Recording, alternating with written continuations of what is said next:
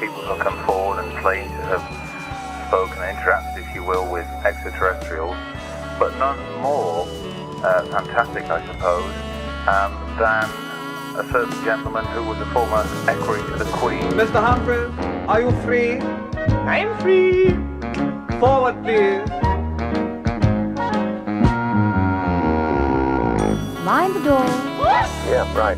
I mean, this is an incredible story, but, you know, someone like that who is so credible, I interviewed him, he must have been very highly vetted to get the job of equerry to the Queen and Prince Philip. He's flown 90 different types of aircraft, from the Spitfire to the Vulcan bomber, Deputy Chief of Strike Command, for heaven's sakes. You can't get much higher than that. And here's a man who insists that he met an apparently extraterrestrial human being with whom who was able to read his mind. He didn't have to formulate his questions with his voice. The questions were answered for him. How can we dismiss stories like that? We can dismiss Adam Skinmender if you like, but I don't think we can dismiss someone like him. One of his questions is, he's talking about extraordinary events from the 50s. It's taken him the best part of 45 years to come forward, albeit through his autobiography, to recount these details. What explanation did he give you when you personally interviewed the man?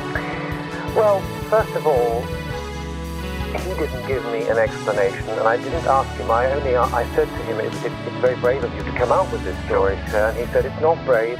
I simply recount what happened. But I am assuming, I didn't feel the need to answer the question, I am assuming that there's no way he could have come out with that story publicly when he was serving.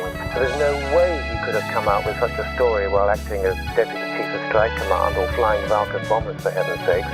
But it's only in his retirement that he felt the freedom to come forward. But even so, I mean, assuming, for instance, that the man retired at 60 or indeed 65, we're still talking about 15 to 20 years for him to impart that information. Doesn't that strike you as odd? Well, to impart it publicly, it doesn't strike me as odd, no. I've come across many other people, even the contactee whom I refer to as Joelle, whom I've known since 1952, didn't even want me to write up her story after her death, and she died a few years ago.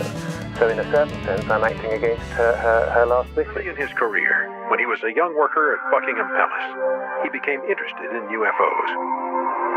I was working in the palace at the time, and we all discussed it.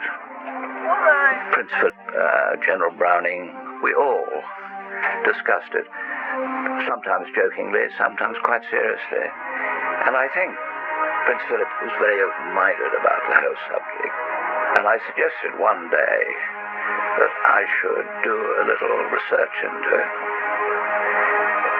He was absolutely fine. He said, don't bring any adverse publicity on the palace, obviously. Don't become a crank about it. Go ahead, inquire into it.